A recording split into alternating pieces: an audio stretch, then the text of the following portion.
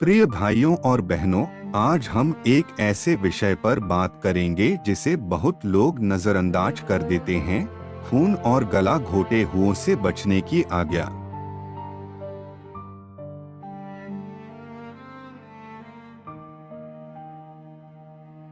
बहुत लोग पूछते हैं, क्या यह आज भी लागू है? क्या यह केवल पुराने नियम में था, या यीशु के विश्वासियों के लिए भी है? आज हम वचन से उत्तर देखेंगे।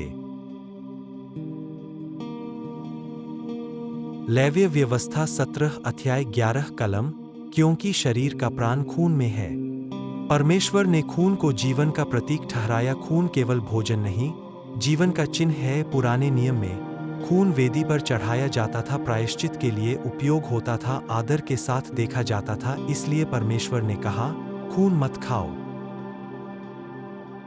कुछ लोग कहते हैं, अब तो नया नियम है, सब स्वतंत्र है।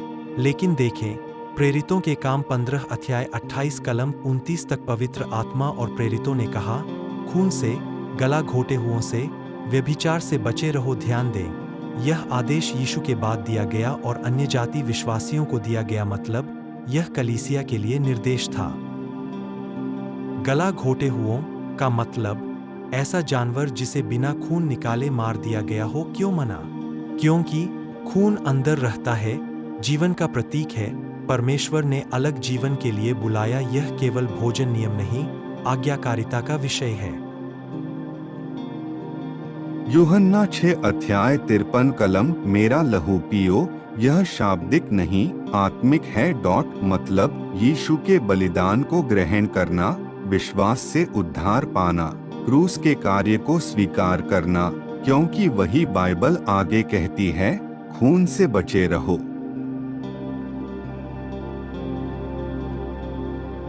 आज हमें क्या करना चाहिए? वचन को आधा नहीं, पूरा मानो। परमेश्वर की आज्ञा का आदर करो। जो समझ न आए, प्रार्थना में पूछो। आज्ञाकारिता तर्क। यीशु ने कहा, यदि तुम मुझसे प्रेम रखते हो, मेरी आज्ञाओं को मानो। आज निर्णय लें। हम सुविधा नहीं, वचन चुनेंगे। परंपरा नहीं, सत्य चुनेंगे। मन नहीं, परमेश्वर की इच्छा चुनेंगे। आमीन। प्रिय भाइयों और बहनों, आज हम एक बहुत ही गंभीर और महत्वपूर्ण वचन पर बात करेंगे। बाइबल हमें बार बार चेतावनी देती है कि अंत के समय धोखा बहुत बढ़ेगा। स्क्रीन पर वचन, किसी रीति से किसी के धोखे में न आना। 2 थिस्सलुनीकियों 2 अध्याय 3 कलम। यहाँ प्रेरित पौलुस कहता है, हर सुनने वाली बात सच नहीं होती, हर चमत्कार परमेश्वर से नहीं होता, हर उपदेशक सच्चा नहीं होता। संदेश, शैतान सत्य को थोड़ा सा बदलकर पेश करता है, मीठी बातें करके लोगों को भटकाता है। बिना वचन की जांच किए विश्वास करना खतरनाक है। मत्ती 24 अध्याय 24 कलम, झूठे मसीह और झूठे भविष्यवक्ता उठेंगे। धर्म का त्याग का मतलब है, लोग चर्च में तो होंगे पर वचन से दूर होंगे। आज के लक्षण, पाप को पाप नहीं कहा जाएगा। समझौता करने वाला विश्वास, संसार से प्रेम, परमेश्वर से दूरी, प्रार्थना और पवित्रता की कमी। 2 तीमुथियुस 4 अध्याय 3 कलम, लोग खरा उपदेश सहन न करेंगे। बाइबल उसे कहती है, पाप का पुरुष, विनाश का पुत्र। यही विरोधी मसीह, एंटीक्राइस्ट है। उसकी पहचान स्वयं को महान बनाएगा, परमेश्वर के स्थान पर बैठना चाहेगा, झूठे चिन्ह और चमत्कार दिखाएगा, संसार को धोखे में डालेगा। प्रकाशित वाक्य 13 अध्याय इसकी पुष्टि करता है। परमेश्वर अपने लोगों को डराने के लिए नहीं, तैयार करने के लिए यह वचन देता है। हमें क्या करना है? वचन में जड़ पकड़ो, प्रार्थना में बने रहो, आत्मा की अगुवाई में चलो, सच्चाई से समझौता मत करो। इफिसियों 6 अध्याय 11 कलम, परमेश्वर के सारे हथियार बांध। प्रभु का आगमन निकट है। धोखा बढ़ेगा, पर जो वचन में स्थिर रहेगा वही खड़ा रहेगा। अंतिम संदेश, धोखे में न आओ, सत्य से जुड़े रहो, प्रभु यीशु में विश्वास बनाए रखो। प्रार्थना लाइन, हे प्रभु, हमें धोखे से बचा और सत्य में स्थिर रख। मत्ती 5:7। धन्य हैं वे जो दयावंत हैं, क्योंकि उन पर दया की जाएगी। आत्मिक संदेश, इस संसार में हर व्यक्ति किसी न किसी संघर्ष से गुजर रहा है। यीशु हमें सिखाते हैं कि न्याय नहीं, दया चुनो। जब हम दूसरों की कमजोरियों को समझते हैं, क्षमा करते हैं और प्रेम दिखाते हैं, तब परमेश्वर की दया हमारे जीवन में बहने लगती है। दया एक बीज है जो हम दूसरों के जीवन में बोते हैं, वही परमेश्वर हमारे जीवन में फल के रूप में लौट आता है। आज का प्रश्न, क्या मैं कठोर हूं या दयालु? क्या मैं लोगों को दोष देता हूं या उन्हें अपनाता हूं? प्रार्थना, प्रभु मुझे अपने समान दयावंत हृदय दे, ताकि मैं दूसरों पर वही दया कर सकूं जो तू मुझ पर करता है। आमीन। यीशु का पहला सुसमाचार। क्या आप जानते हैं यीशु ने सबसे पहला सुसमाचार क्या प्रचार किया था? आइए बाइबल से जानते हैं। मुख्य वचन मरकुस 8:15। समय पूरा हुआ है और परमेश्वर का राज्य निकट आ गया है। मन फिराओ और सुसमाचार पर विश्वास करो। यीशु का पहला सुसमाचार 3 मुख्य बातें। उन समय पूरा हुआ है, इसका मतलब है परमेश्वर की योजना अब पूरी होने का समय आ गया है। अब प्रतीक्षा खत्म हुई, उद्धार का समय शुरू हो गया है। बल्कि मन और जीवन का राज्य है। जहां यीशु राज करता है वहां शांति, चंगाई और उद्धार होता है। 3 मन फिराओ और विश्वास करो। मन फिराना, पाप छोड़कर परमेश्वर की ओर मुड़ना। विश्वास करना, यीशु को अपना उद्धारकर्ता मानना। यही सुसमाचार का केंद्र है। आज के लिए संदेश, यीशु आज भी वही कहता है, पाप से लौट आओ, मुझ पर विश्वास करो और नया जीवन पाओ। Ending call to action. अगर आज आप कहते हैं यीशु मैं तुझ पर विश्वास करता हूं, तो गए मैं कहें तो माना है, आपका जीवन बदल सकता है, क्योंकि यीशु का सुसमाचार जीवन देता है। आमीन। उस दिन आकाश खुल जाएगा, स्वर्गीय प्रकाश पृथ्वी पर उतर आएगा और वह घड़ी आ जाएगी जिसके लिए विश्वासियों ने वर्षों तक प्रतीक्षा की। जो लोग यीशु के हैं, जो उसके वचन में चलते हैं, जो उसके नाम से प्रेम रखते हैं, वे एक पल में बदल दिए जाएंगे। बिजली जैसी चमक के साथ स्वर्ग से पुकार आएगी और प्रभु अपने लोगों को उठा ले जाएगा। आंखों से आंसू मिट जाएंगे, बोझ हट जाएंगे और शरीर महिमा में बदल जाएगा। उस दिन केवल एक चीज मायने रखेगी, क्या हम उसके थे? क्या हमारा हृदय उसके साथ था? धन्य है वे जो तैयार मिले, क्योंकि वे स्वर्ग की महिमा में उठा लिए जाएंगे सदा सर्वदा के लिए। रैप्चर में कौन कौन नहीं उठाए जाएंगे? बाइबल के सिद्धांतों के आधार पर सरल उत्तर। बाइबल सिखाती है कि यीशु जब अपने लोगों को लेने आएगा, तब केवल वे लोग उठाए जाएंगे जो उसके हैं, जो सत्य में उसका पालन करते हैं। इसलिए कुछ लोग नहीं उठाए जाएंगे, जैसे 1, जो यीशु में विश्वास नहीं करते, जो लोग उसके उद्धार, क्रूस और पुनरुत्थान को अस्वीकार करते हैं, यूहन्ना 3:18। 2, जो पाप में बने रहते हैं और मन फिराव नहीं करते, झूठ, व्यभिचार, चोरी, नफरत, ईर्ष्या, नशा आदि में जीना और बदलाव न चाहना। 1 कुरिन्थियों 6:9-10। 3, केवल नाम के मसीही लेकिन जीवन में फल नहीं, जो मुंह से कहते हैं मैं यीशु का हूं, लेकिन जीवन में परिवर्तन, प्रेम, पवित्रता नहीं। यीशु ने कहा, मैं तुमको कभी न जानता था। मत्ती 7:21-23। 4, जो यीशु के आने की तैयारी में नहीं है। 10 कुंवारियों की कहानी में मूर्ख कुंवारियां भीतर नहीं गईं क्योंकि तैयार नहीं थी। मत्ती 25:1-13। 5, जो दूसरों को सताते हैं, नफरत और हिंसा में जीते हैं। 1 यूहन्ना 3:15। संक्षय में, जो यीशु को अपना प्रभु मानकर उसके अनुसार नहीं जीते और मन नहीं फिराते, वे उठाए नहीं जाएंगे। प्रिय भाइयों और बहनों, आज हम बाइबल की एक ऐसी घटना पर बात करेंगे जिसे सुनकर कई लोग चौंक जाते हैं। हम यीशु को प्रेम, क्षमा और दया से भरा हुआ देखते हैं, लेकिन आज हम उन्हें क्रोधित रूप में देखेंगे। प्रश्न यह है, यीशु मंदिर में क्यों क्रोधित हुए? क्या यीशु को क्रोध आता है? और इससे हमें आज क्या सीख मिलती है? आइए परमेश्वर के वचन को देखते हैं।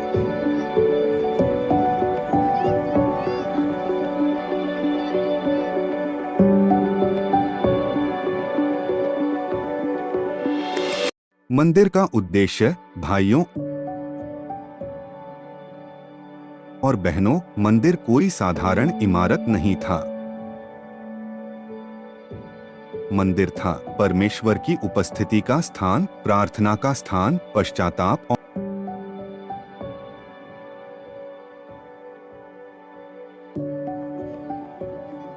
और मेलमिलाप का स्थान। लोग दूर दूर से आते थे ताकि परमेश्वर से मिल सकें। लेकिन समय के साथ क्या हुआ? मंदिर के आंगन में व्यापार शुरू हो गया।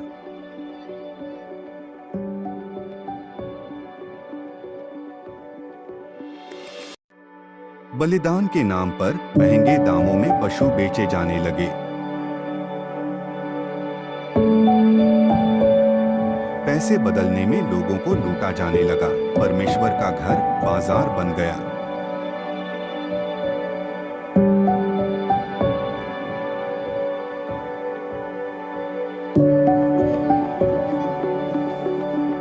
यीशु का क्रोध क्यों?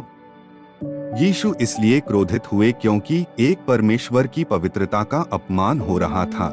जहां प्रार्थना होनी थी, वहां शोर, लालच और सौदेबाजी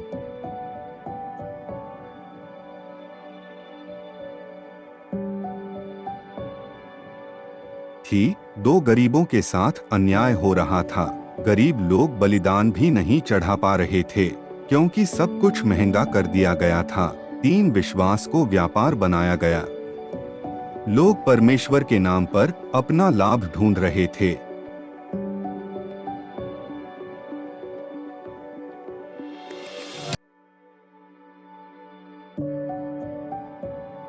यूहन्ना 2:17 तेरे घर के लिए जलन ने मुझे भस्म कर डाला है। यह क्रोध पवित्र क्रोध था। यह क्रोध हमें क्या सिखाता है? भाइयों और बहनों, यीशु का क्रोध हमें चेतावनी देता है। परमेश्वर प्रेमी है, लेकिन वह पाप से समझौता नहीं करता। वह दया में महान है, लेकिन उसकी पवित्रता से खेला नहीं जा सकता। आज प्रश्न यह नहीं है कि यीशु मंदिर में क्यों क्रोधित हुए। प्रश्न यह है, क्या यीशु आज हमारे जीवन को देखकर क्रोधित होंगे? 1 कुरिन्थियों 6:19 क्या तुम नहीं जानते कि तुम्हारा शरीर पवित्र आत्मा का मंदिर है?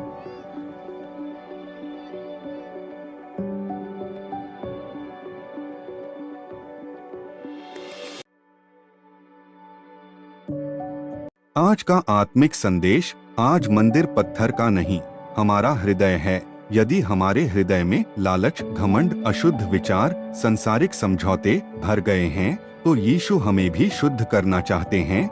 यीशु ने मंदिर को तोड़ा नहीं, उसे शुद्ध किया, और आज भी वह हमें नष्ट नहीं करना चाहते, बल्कि बदलना चाहते हैं। पश्चाताप और आह्वान। आइए आज हम स्वयं को जांचें। क्या हमारा जीवन प्रार्थना का घर है या सिर्फ नाम का विश्वास? यदि कुछ गलत है तो आज ही पश्चाताप करें। पहले परमेश्वर का राज्य। दृश्य 1। आज बहुत से लोग ऐसे हैं जिनके पास काम है, पैसा है, घर है, लेकिन फिर भी दिल में शांति नहीं है। वो कहते हैं, मेरे पास सब कुछ है, फिर भी मन बेचैन है। दृश्य 2। हर दिन वही दौड़, कमाने की चिंता, भविष्य का डर, जरूरतों के पीछे भागते हुए दिल और दिमाग थक जाता है, लेकिन शांति फिर भी नहीं मिलती। दृश्य 3। एक दिन उसके हाथ में बाइबल आती है और वह ये वचन सुनता है, परंतु तुम पहले उसके राज्य और उसकी धार्मिकता की खोज करो। दृश्य 4। वो फैसला करता है, अब मैं रोज प्रार्थना करूंगा, परमेश्वर पर भरोसा रखूंगा, सच्चाई और धार्मिकता का जीवन जीऊंगा और लोगों से प्रेम करूंगा। दृश्य 5। धीरे धीरे उसके जीवन में बदलाव आता है। मन में शांति, सही समय पर काम, जरूरतें पूरी होती हैं और चिंता कम हो जाती है। जब हम परमेश्वर को पहला स्थान देते हैं, तो वो हमारी हर जरूरत का ध्यान रखता है। पहले परमेश्वर का राज्य। मत्ती 6:33। प्रेम से भरा हुआ यीशु का स्वभाव, निस्वार्थ प्रेम। उन्होंने पापियों से भी प्रेम किया, दुश्मनों से भी प्रेम करना सिखाया। मत्ती 22:39। कलम। अपने पड़ोसी से अपने समान प्रेम रख। यीशु का प्रेम शर्तों पर नहीं था, बलिदान पर था। पदयालु और करुणामय यीशु का स्वभाव। दया बीमारों को चंगा किया, भूखों को खाना दिया, रोने वालों के साथ रोए। मत्ती 14:14। कलम। यीशु को उन पर तरस आया। जहां दुनिया ठुकरा देती है, वहां यीशु गले लगाते हैं। नम्र और विनम्र यीशु का स्वभाव। नम्रता, चेलों के पैर धोए, खुद को ऊंचा नहीं किया। मत्ती 11:29। कलम। मैं नम्र और मन में दीन हूं। सच्ची महानता नम्रता में छुपी होती है। 4 सत्य बोलने वाले यीशु का स्वभाव। सच्चाई झूठ का विरोध किया, पाखंड को उजागर किया। यूहन्ना 14 अध्याय 6 कलम, मैं ही मार्ग, सत्य और जीवन हूं। यीशु ने सच बोला, चाहे कीमत चुकानी पड़ी। 5 क्षमा करने वाले यीशु का स्वभाव। क्षमा क्रूस पर भी माफ किया। लूका 23 अध्याय 34 कलम, हे पिता इन्हें क्षमा कर। जिसने माफ किया वही सच्चा शक्तिशाली है। 6 आज्ञाकारी यीशु का स्वभाव। परमेश्वर की आज्ञा मानना, पिता की इच्छा पूरी की दुख सहा पर पीछे नहीं हटे। फिलिप्पियों 2 अध्याय 8 कलम, यीशु ने अपनी नहीं पिता की इच्छा चुनी। 7 धैर्यवान और शांत यीशु का स्वभाव। धैर्य अपमान सहा, क्रोध नहीं किया। 1 पतरस 2 अध्याय 23 कलम, शांति कमजोरी नहीं आत्मिक ताकत है। 8 सेवक का हृदय यीशु का स्वभाव। सेवा, दूसरों के लिए जिए, अपना जीवन दे दिया। मरकुस 10 अध्याय 45 कलम, यीशु राजा होकर भी सेवक बने। यीशु कैसे लोगों से प्यार करता है? बाइबल के अनुसार बिना शर्त प्यार। यीशु हर इंसान से प्यार करता है, चाहे वह पापी हो या धर्मी। रोमियो 5:8, जब हम पापी ही थे तब मसीह हमारे लिए मरा। 2 पापियों से भी प्रेम। वह पाप से घृणा करता है, पापी से नहीं। यूहन्ना 8:11। 3 दया और करुणा से। बीमार, दुखी, तिरस्कृत लोगों पर उसे दया आती थी। मत्ती 9:6-4 क्षमा करने वाला प्रेम। जो उसे सताते थे उन्हें भी उसने क्षमा किया। लूका 33:34-5 खोए हुओं को ढूंढने वाला प्रेम।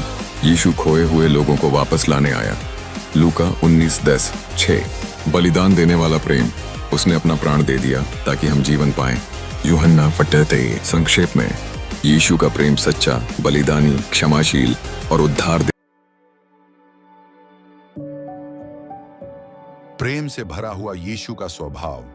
निस्वार्थ प्रेम। उन्होंने पापियों से भी प्रेम किया, दुश्मनों से भी प्रेम करना सिखाया। मत्ती 22 अध्याय 39 कलम, अपने पड़ोसी से अपने समान प्रेम रख। यीशु का प्रेम शर्तों पर नहीं था, बलिदान पर था। पदयालु और करुणामय यीशु का स्वभाव। दया, बीमारों को चंगा किया, भूखों को खाना दिया, रोने वालों के साथ रोए। मत्ती 14 अध्याय 14 कलम, यीशु को उन पर तरस आया। जहां दुनिया ठुकरा देती है वहां यीशु गले लगाते हैं। नम्र और विनम्र यीशु का स्वभाव। नम्रता, चेलों के पैर धोए, खुद को ऊंचा नहीं किया। मत्ती 11 अध्याय 29 कलम, मैं नम्र और मन में दीन हूं। सच्ची महानता नम्रता में छुपी होती है। 4 सत्य बोलने वाले यीशु का प्रेम से भरा हुआ यीशु का स्वभाव। निस्वार्थ प्रेम। उन्होंने पापियों से भी प्रेम किया, दुश्मनों से भी प्रेम करना सिखाया। मत्ती 22 अध्याय 39 कलम, अपने पड़ोसी से अपने समान प्रेम रख। यीशु का प्रेम शर्तों पर नहीं था, बलिदान पर था। पदयालु और करुणामय यीशु का स्वभाव। दया, बीमारों को चंगा किया, भूखों को खाना दिया, रोने वालों के साथ रोए। मत्ती 14 अध्याय 14 कलम, यीशु को उन पर तरस आया। जहां दुनिया ठुकरा देती है वहां यीशु गले लगाते हैं। नम्र और विनम्र यीशु का स्वभाव। नम्रता, चेलों के पैर धोए, खुद को ऊंचा नहीं किया। मत्ती 11 अध्याय 29 कलम, मैं नम्र और मन में दीन हूं। सच्ची महानता नम्रता में छुपी होती है। 4 सत्य बोलने वाले यीशु का स्वभाव। सच्चाई झूठ का विरोध किया, पाखंड को उजागर किया। यूहन्ना 14 अध्याय 6 कलम, मैं ही मार्ग, सत्य और जीवन हूं। यीशु ने सच बोला, चाहे कीमत चुकानी पड़ी। 5 क्षमा करने वाले यीशु का स्वभाव। क्षमा, क्रूस पर भी माफ किया। लूका 23 अध्याय 34 कलम, हे पिता इन्हें क्षमा कर। जिसने माफ किया वही सच्चा शक्तिशाली है। 6 आज्ञाकारी यीशु का स्वभाव। परमेश्वर की आज्ञा मानना, पिता की इच्छा पूरी की दुख सहा पर पीछे नहीं हटे। फिलिप्पियों 2 अध्याय 8 कलम, यीशु ने अपनी नहीं पिता की इच्छा चुनी। 7 धैर्यवान और शांत यीशु का स्वभाव। धैर्य, अपमान सहा, क्रोध नहीं किया। 1 पतरस 2 अध्याय 23 कलम, शांति कमजोरी नहीं आत्मिक ताकत है। 8 सेवक का हृदय यीशु का स्वभाव, सेवा, दूसरों के लिए जिए, अपना जीवन दे दिया। मरकुस 10 अध्याय 45। कलम यीशु राजा होकर भी सेवक बने।